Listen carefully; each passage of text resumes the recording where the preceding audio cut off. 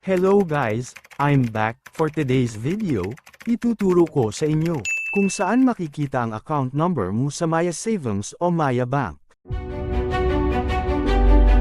Welcome to my channel. Please subscribe. Isa sa mga services ng Maya ay ang savings, kung saan pwede ka na din mag-save ng pera. At para malaman mo kung ano ang savings account number mo sa Maya, ituturo ko agad-agad kung saan ito mahahanap.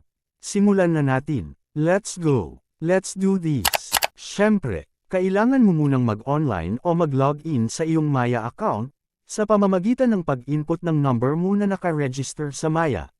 Then, type mo ang iyong password saka i-click ang login. Sa bandang taas ng homepage, click mo ang savings. Tapos i-click mo ang may savings. Lalabas ang Terms and Agreements page. Pwede mong basahin para alam mo rin ang mga content nito. At kung tapos mo na basahin, pwede mo nang i-click ang small box, at ang Agree and Continue.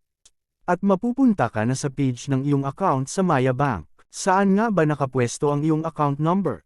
Yan ay makikita mo sa bandang taas sa ilalim ng words na My Savings. At yun na. That's it for now. Sana ay may na-share ako. Salamat. Please subscribe for more. Kaya naman hanggang dito na lang. Hanggang sa muli. Bye-bye.